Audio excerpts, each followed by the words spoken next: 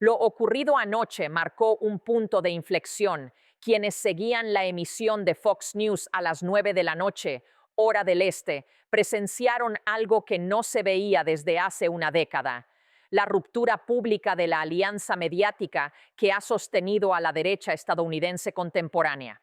El presidente Trump comparecía en la sala de prensa de la Casa Blanca visiblemente alterado, elevando la voz mientras intentaba justificar los acontecimientos que acababan de sacudir a Dallas. Hablaba de orden público, de ciudades santuario, de pastores criminales. Y entonces ocurrió lo impensable. Durante 3 segundos, la señal desapareció por completo. No hubo sonido, no hubo imagen, solo vacío. Cuando la transmisión regresó, no fue al presidente a quien vimos, tampoco el sello oficial de la Casa Blanca. La imagen mostró el estudio de Fox News en Nueva York. El presentador, visiblemente nervioso, sostenía un papel que temblaba entre sus manos. Miró directamente a cámara y pronunció 5 palabras que alteraron de forma irreversible el equilibrio del movimiento MAGA. No podemos mostrar esto. No habló de problemas técnicos, no mencionó una pérdida de señal. Fue una decisión editorial consciente. Fox News se negaba a emitir la defensa presidencial de un hecho que la propia corporación Murdoch había decidido que ya no podía sostener: la conversión de un templo religioso estadounidense en una auténtica zona de guerra. A fecha de hoy, jueves 29 de enero de 2026, la tregua se ha terminado. Rupert y la clan Murdoch han activado lo que en términos políticos solo puede describirse como una opción nuclear contra la presidencia de Trump. La portada de The New York Post no recurre al sarcasmo ni al doble sentido. Es una fotografía en blanco y negro de un niño afectado por gas lacrimógeno, sacado de una iglesia. Una sola palabra, en rojo intenso, domina la imagen: imperdonable. El consejo editorial de The Wall Street Journal ha ido aún más lejos, pidiendo abiertamente la dimisión del presidente. Mientras tanto, fuentes cercanas a la Casa Blanca describen a Trump recluido en la residencia presidencial, arremetiendo contra dispositivos electrónicos, intentando desesperadamente intervenir en Fox and Friends. Sin éxito, su número, quizá el más conocido del mundo, había sido bloqueado. En este informe especial analizamos la masacre de Holy Grace, el operativo en Dallas que forzó a Fox News a romper con el presidente. Examinamos el cálculo estratégico de los Murdoch y las razones por las que eligieron este momento y no otro para ejecutar la ruptura.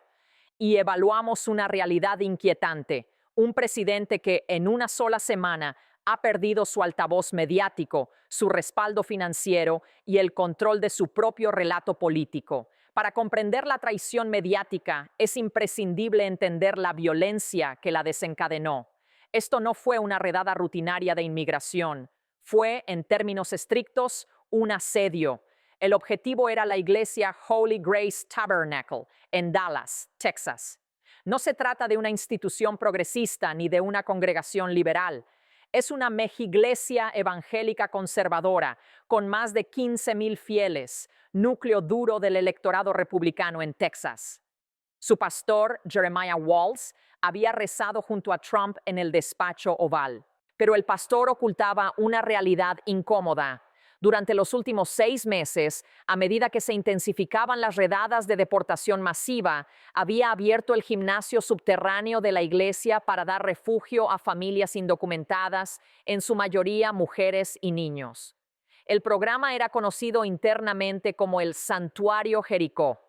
Ayer, a las 16:30, llegó el equipo federal de respuesta rápida, la misma unidad implicada en la muerte de Sarah Jenkins en Minneapolis. No hubo aviso previo. No se presentó ninguna orden judicial a los responsables de la iglesia. En su lugar, un vehículo blindado irrumpió en el recinto mientras el coro infantil ensayaba.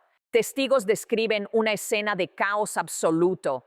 50 agentes federales, equipados con material táctico, irrumpieron en el santuario. Cuando el equipo de seguridad de la iglesia, en su mayoría exagentes de policía, intentó interponerse, no hubo negociación. Se lanzaron granadas aturdidoras en el vestíbulo. El humo se propagó por la nave principal. Niños de entre 8 y 12 años comenzaron a gritar. El pastor Walls salió a las escaleras con una Biblia en la mano, implorando que se detuvieran. «Esto es terreno sagrado», gritó ante una retransmisión en directo que mostraba el ensayo del coro. Un agente lo golpeó en el rostro con la culata de un rifle. El pastor cayó al suelo sangrando y lo peor aún estaba por llegar. La operación no se detuvo con la agresión al pastor. Los agentes federales descendieron al sótano del complejo, un espacio cerrado en el que se encontraban mujeres y niños pequeños. Allí utilizaron gas lacrimógeno. En un entorno sin ventilación adecuada, el resultado fue inmediato y devastador. El pánico se apoderó del lugar. Decenas de personas se abalanzaron hacia la única salida disponible. Se produjo una estampida. Varias personas cayeron al suelo y fueron pisoteadas. 3 menores permanecen ingresados en estado crítico en el Hospital Memorial Parkland, con traumatismos torácicos severos y quemaduras químicas en los pulmones. Las imágenes que comenzaron a circular eran difíciles de asimilar. Monjas esposadas en el césped de la iglesia, niños vomitando a causa del gas, el pastor, una figura central de la comunidad local, arrastrado con bridas de plástico, el rostro cubierto de sangre. Agentes federales retirando una cruz de madera del vestíbulo para instalar equipamiento táctico infrarrojo. No era una operación policial, era una profanación. Todo ocurrió en directo, a través de la retransmisión de Facebook de la propia iglesia. En cuestión de minutos, las imágenes fueron recogidas por medios locales y posteriormente por Fox News. Y es en ese punto donde la narrativa habitual comenzó a fallar. En circunstancias normales, una historia de este tipo activa de inmediato el mecanismo de control del relato. Se habla de encubrimiento de criminales. Se justifica la fuerza como respuesta a una amenaza previa. Se señala a los demócratas y a las políticas migratorias, pero esta vez el guión no funcionó. La razón es simple. Las víctimas no eran un grupo ajeno a la audiencia. Eran evangélicos conservadores. Eran espectadores de Fox News. El pastor había sido invitado habitual del canal. No se puede justificar un ataque cuando se produce contra tu propio electorado. Según filtraciones publicadas por Vanity Fair y Drudge Report, a las 5 de la tarde se celebró una llamada de emergencia entre Lachlan Murdoch, consejero delegado de Fox Corporation, Suzanne Scott, directora ejecutiva de Fox News, y los principales presentadores de la cadena.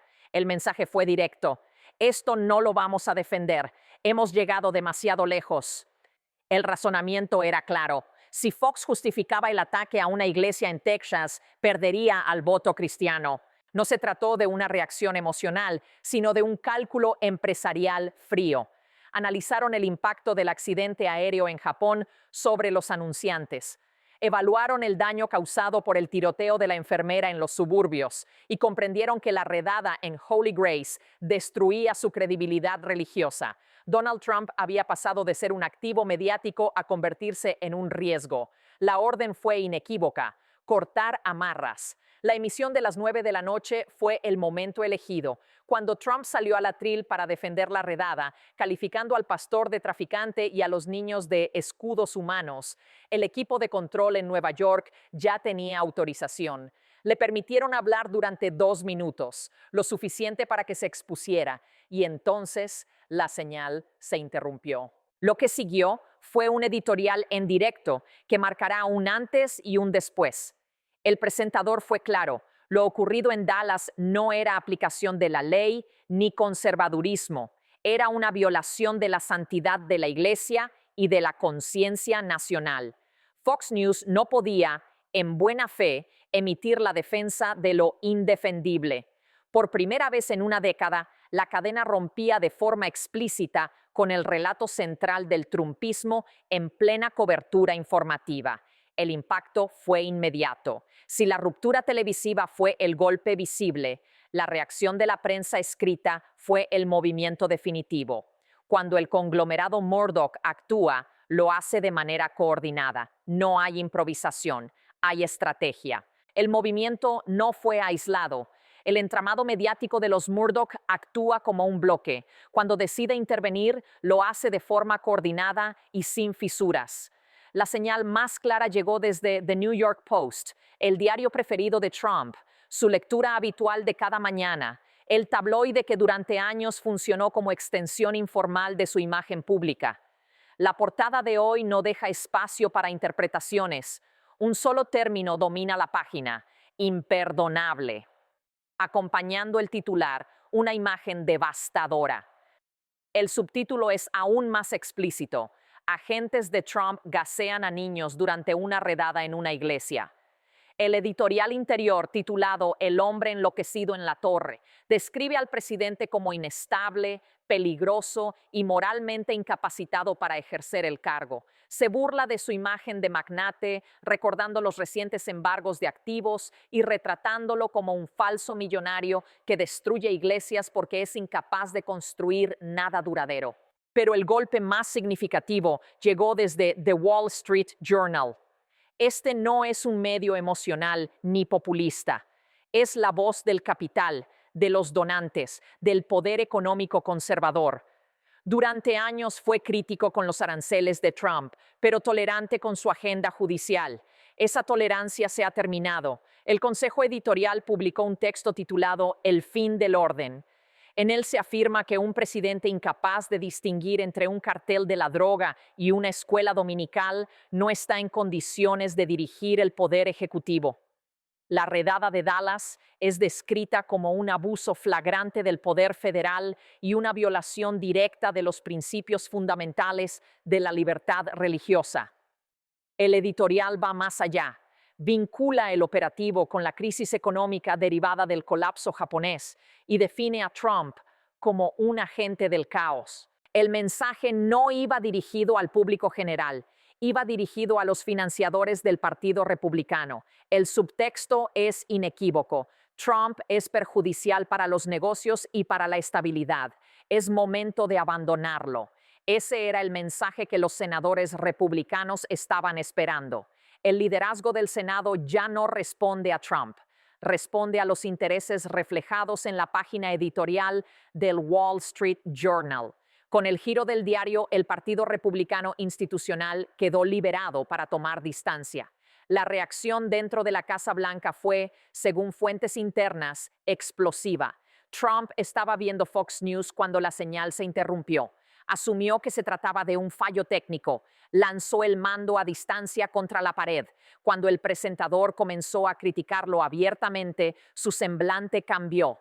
Entró en pánico. Exigió que contactaran con la clan Murdoch, que llamaran a Sean Hannity. Intentó comunicarse personalmente. Nadie respondió.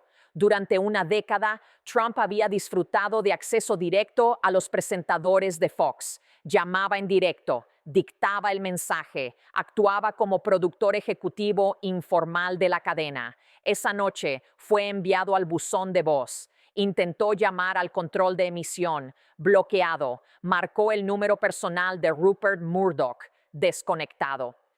En ese momento comprendió la magnitud de lo ocurrido. Había sido desactivado por la misma maquinaria propagandística que lo había elevado al poder. Trump había perdido su plataforma. Sin el respaldo de Fox News, el presidente se quedó sin acceso a su audiencia principal. Perdió la capacidad de moldear el relato público y de marcar la agenda diaria. Sin ese altavoz, Trump pasó a ser poco más que una figura hablando ante cámaras que ya no retransmiten. Su reacción fue inmediata. Se trasladó a Truth Social y, a partir de las 11 de la noche, comenzaron a aparecer mensajes acusando a los Murdoch de traición, de connivencia con los demócratas, calificando a la clan Murdoch de republicano de conveniencia y declarando a Fox News un medio acabado. Animó a sus seguidores a consumir O y Newsmax. Incluso publicó el número personal del presentador que había interrumpido la emisión, un gesto que obligó a los moderadores, sí, incluso dentro de su propia plataforma, a intervenir con urgencia. El problema para Trump es estructural. O y Newsmax apenas alcanzan una fracción de la audiencia de Fox. Truth Social funciona como una cámara de eco. Ninguna de estas plataformas le permite llegar a los votantes indecisos ni a los grandes donantes.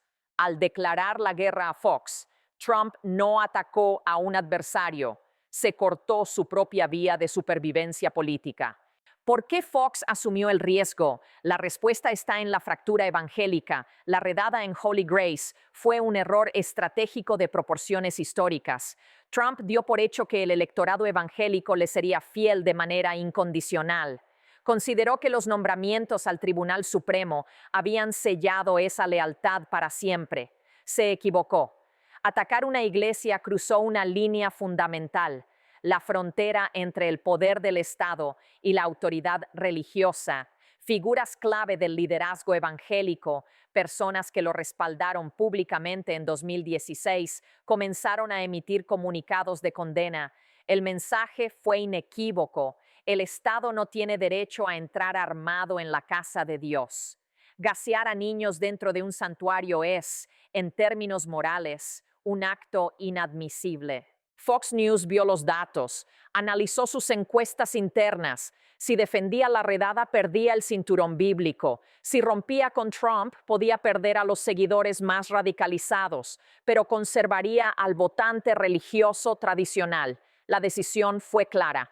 Eligieron a la iglesia. Esa elección ha provocado una división dentro del electorado republicano que difícilmente podrá cerrarse. De un lado, un núcleo duro que interpreta la actuación del pastor como traición. Del otro, votantes conservadores tradicionales profundamente perturbados por la violencia ejercida contra una congregación. Un partido dividido no gana elecciones intermedias. Un partido dividido no frena un proceso de destitución. Las consecuencias legales ya han comenzado. El American Center for Law and Justice, uno de los mayores grupos jurídicos conservadores del país, anunció que representará al pastor Jeremiah Walls. Las demandas incluyen violaciones de la primera enmienda, libre ejercicio religioso, y de la cuarta enmienda, registro ilegal y uso excesivo de la fuerza. No es la ASCLU actuando contra Trump, son sus antiguos aliados legales. Jay Sekulow, abogado defensor de Trump, durante su primer juicio político, compareció ante la prensa para condenar la redada. La Constitución no termina donde empieza el ego del presidente, afirmó. El litigio se prolongará. Habrá descubrimiento de pruebas. Se publicarán grabaciones corporales de agentes golpeando a un pastor. Cada día que el caso permanezca en los titulares será un día de erosión política para Trump. Y Fox News cubrirá el proceso como una cruzada por la libertad religiosa frente al abuso del poder estatal. Desde la perspectiva empresarial, la decisión también es comprensible. La cotización de Fox Corporation ha mostrado una volatilidad creciente. Los anunciantes no quieren asociarse con violencia política ni con imágenes de niños gaseados en iglesias. Los ingresos de anunciantes marginales no sostienen una cadena nacional. Fox necesita farmacéuticas, automoción, grandes marcas. Trump dejó de ser rentable. Lachlan Murdoch no actúa por ideología, actúa por balance financiero. Trump pasó de ser un activo a un pasivo. La redada, sumada a la inestabilidad económica internacional, aceleró la decisión. El objetivo de Fox no es elegir presidentes, es generar beneficios, y Trump ya no cumplía esa función. La cadena ha iniciado una transición evidente. Nuevas figuras empiezan a ocupar el espacio. Gobernadores, perfiles más moderados, alternativas viables. Fox está construyendo al sustituto en tiempo real delante de la audiencia. El mensaje es sutil pero firme. Trump fue útil, pero ha perdido el rumbo. Hay incluso rumores de una grabación de micrófono abierto durante el corte de señal. En ella, productores ordenan interrumpir la transmisión al escuchar al presidente llamar terrorista al pastor. Si se confirma, demostraría que la ruptura no fue solo corporativa, sino visceral. Hubo una línea moral y fue cruzada. Las imágenes desde el interior de la iglesia son difíciles de ignorar. Bancos volcados, vidrieras destrozadas por proyectiles de goma, una pila bautismal derramada. agua mezclándose con sangre en el suelo. Para millones de estadounidenses conservadores, la iglesia es el centro de la vida comunitaria. Verla tratada como un objetivo militar rompe la lógica del apoyo incondicional a las fuerzas del orden. Cuando la policía entra armada en un templo, la pregunta deja de ser política y se vuelve existencial. Y cuando esa pregunta surge, el edificio ideológico del trumpismo comienza a resquebrajarse. Hoy Trump está aislado, sin red mediática, sin respaldo religioso, sin aliados institucionales. Sigue siendo el hombre más conocido del planeta, pero nunca ha sido tan irrelevante en términos de poder real. Sin el amplificador Murdoch, su voz se diluye. La redada de Holy Grace no fue solo un operativo fallido. Fue el momento en que el movimiento conservador optó por sobrevivir a Donald Trump en lugar de hundirse con él. La ruptura es definitiva. Y Trump no controla el relato del divorcio.